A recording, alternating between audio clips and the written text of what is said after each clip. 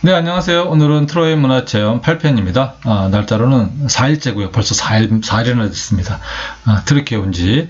오늘 주요 방문지는 트로이가 있고요. 그 다음에 베르가마가 있습니다. 트로이는 여러분도 잘 아시겠지만은 고대 그리스의 작가였던 호메로스의 일리아드에 나오는 도시거든요. 근데 이 도시가 과거에는 소설 속에 있는 도시라고만 생각을 했는데, 이게 슐레만이라고 하는 어떤 독일의 그 고고 학자가, 원래 학자는 아니고요. 이 사람이 이제 무역을 하던 사람인데, 그 일리아드의 책에 빠져가지고 어려서부터 트로이를 찾고 말겠다라고 하는 신념을 가진 사람이었어요. 그래서 그 사람의 노력에 의해서 발견이 된 그런 그리고 그 트로이가 실제로 존재했다라고 하는 것을 증명함으로써 우리가 알게 되는 곳이고요. 베르가마라는 곳은 로마 시대 때 이 아나톨리아 이 서부 지역을 대표하던 그 주도였습니다. 그런데 지금은 많이 이제 그 지진이라든가 이런 것들로 인해서 많이 좀 폐허가 되어 있죠. 그래도 볼거리가 굉장히 많은 곳입니다. 여기를 방문하도록 하겠습니다. 네, 부르사에서 이제 우리가 베르가마까지 가는 날은 좀 여정이 좀 멉니다. 거리가 거의 500km 정도를 하루에 움직여서 우리가 방문할 곳을 가야 되는데요. 브뤼셀에서 한 6시쯤에 출발을 해야 됩니다. 늦어도 6시 반에는 출발을 해야 되거든요. 그래서 이 트로이에 오면은 시간이 거의 한 4시간 정도 3시간 반, 4시간 정도 버스를 타고 와야 됩니다. 그래서 결코 아무리 일찍 출발해도 우리가 여정을 생각하면은 굉장히 빠듯하니까 여러분도 이날 일찍 일어날 생각을 하셔야 되는데요. 우리가 알고 있는 트로이는 그 호메로스가 쓴 일리아드라는 그 고대 그리스 문학에서 그 흔적을 찾을 수가 있죠. 그래서 이 트로이는 문학 속에서만 있는 도시라고 생각을 했었는데 이것이 실제로 존재했었던 곳이라는 것을 이제 우리가 증명한 사람이 있습니다. 그 사람에 대한 얘기를 하고요. 나중에 하고, 자, 여기 보면은 트로이가 도시로 발달할 수밖에 없었던 지정학적 위치가 있습니다.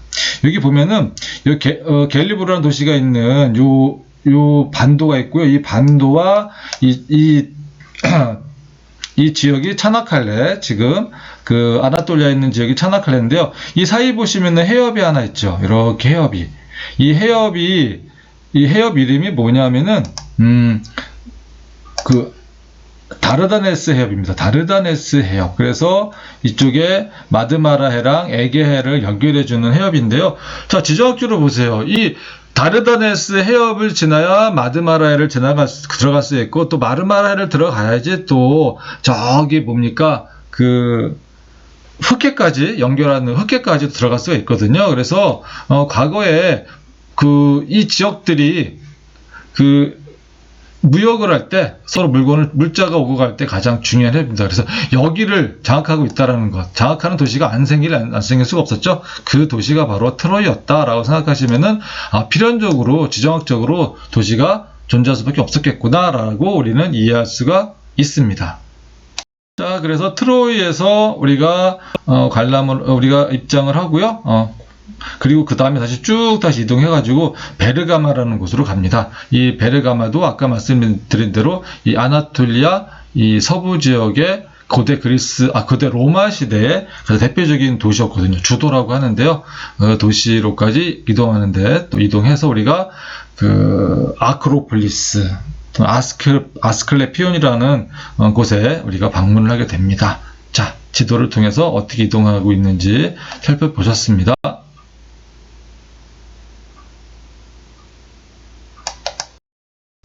자, 트로이라는 곳은 호메로스의 일리아드에 그 이야기가 나오는데요. 자, 한 대목을 좀 보면은 트로이 전쟁은 우리가 잘 알고 있잖아요. 트로이 전쟁에 관한 얘기를 잠깐 보면은 바다의 여신 테티스와 펠리우스의 결혼식이 있었어요. 근데 이때 불화의 여신인 에리스가 초대받지 못했습니다. 기분이 엄청 상했겠죠? 근데 이제 불청객으로 온 거예요. 그러면서, 트로이의 왕자인 페리스에게 얘기합니다. 내가 황금 사과를 줄 테니까 가장 아름다운, 사람에게 이걸 네가 줘라라고 얘기를 한 거죠. 그래서 페레스가 이제 고민을 하게 되는데 그때 왔던 헤라는 너에게 부와 권력을 주겠다라고 얘기하고 아테나는 너는 전쟁에서 언제나 승리할 수 있도록 지혜를 주겠다라고 얘기하죠. 그리고 또 아프로디테는 가장 아름다운 여인과 사랑에 빠질 수 있도록 해주겠다라고 얘기합니다. 이 남봉꾼이에요. 이 페리스. 여기서 나 같았으면은 부와 권력을 했을 텐데. 가장 아름다운 여인을 주겠다는 아프로디테에게 사과를 주죠. 자, 그래서 아프로디테의 그 약속대로 이제 페리스는 가장 아름다운 여인과 사랑을 빠지게 되는데요. 이게 참, 운명의 장난이죠. 스파르타 왕비, 그 당시에 스파르타 왕비였던 헬레네, 그곳에 있었던 헬레나와 사랑에 빠집니다. 자, 그러면서 헬레네를 데리고 트로이로 도망쳐 오게 되죠. 아내를 뺏긴 우리 스파르타의 왕인 메넬레우스, 열 엄청 받죠. 그래가지고 그 당시에 이 그리스 지역을 지배하고 있던 미케네 왕 형입니다. 아가멤논에게 우리 공격하자, 트로이 가서 찾아오자, 내 아내 찾아옵시다 막 하고 사정을 하죠. 그러면서 트로이 원정대가 이제 조직이 됩니다. 자, 그러면서 이 트로이 전쟁은 10년 동안 유지가 되죠. 그러면서 많은 영웅들이 출연합니다. 트로이에서는 헥토르, 마이네이아스가 나오고, 그 다음에 그리스에서는 아킬레우스, 오디세우스, 이런 그 영웅들이 이 전쟁에 참여를 하면서 10년간 전쟁을 벌이는데, 결과적으로는 승부를 못 내고 그리스가 꾀를 내죠. 목마. 그 유명한 목마가 나오는 거죠. 그러면서, 목마, 그 계략으로 이제 트로이가 무너지게 된다라고 하는 그런 내용이 있습니다. 그런데 이 트로이는 그 당시에 그리스 시대에 트로이가 존재했던 곳만 있는 것이 아니라 아까 말씀드린 대로 지정학적으로 너무 중요한 곳입니다. 그래서 그리스 시대부터 많은 도시들이 세워졌다 사라졌다 세워졌다 사라졌다를 반복을 해요. 그러면서 9개 층의 도시 그 유적지로 이렇게 층층이 떡 쌓이듯이 이렇게 쌓이게 되는 겁니다. 이게 바로 오른쪽 그림이 그걸 보여주고 있는 것이고요. 그리고 왼쪽 그림은 그 트로이의 그 유적지의 일부 부분을 보여주고 있는 곳인데요. 여기 가시면은 보실 수 있는데, 솔직히 말씀드리면은 트로이의 명성에 비해서는 조금 유적지가 약합니다. 그럼에도 유럽인들이 워낙 사랑하는 트로이이기 때문에 유네스코 세계문화유산으로 지정되어 있고요. 유럽인들은 반드시 여기를 온다고 그래요. 우리나라는 별로 안 갈 것 같은데 꼭 온다고 합니다. 트로이에 관한 얘기였고요. 이 트로이가 그 문학 속에서, 소설 속에서만 존재하는 걸로 생각했던 트로이가 실제로 존재했음을 증명한 사람은 슐리만이라고 하는 독일 사람이 있었습니다. 이 사람이 어려서부터 이 트로이가 존재할 것이다, 일리어드를 너무 반복해서 읽으면서 트로이의 존재를 확신을 하고요. 자신이 가진 상업이나 공업을 통해서 벌인 그 많은 돈, 부르주아입니다. 그 많은 돈들을 여기에 투입을 합니다. 그래서 트로이의 존재를 확인하게 됐습니다. 자, 베르가마는 과거에 고대에 페르가몬 왕국이 있던 곳이거든요. 이곳은 알렉산더 대왕 때까지 거슬러 갑니다.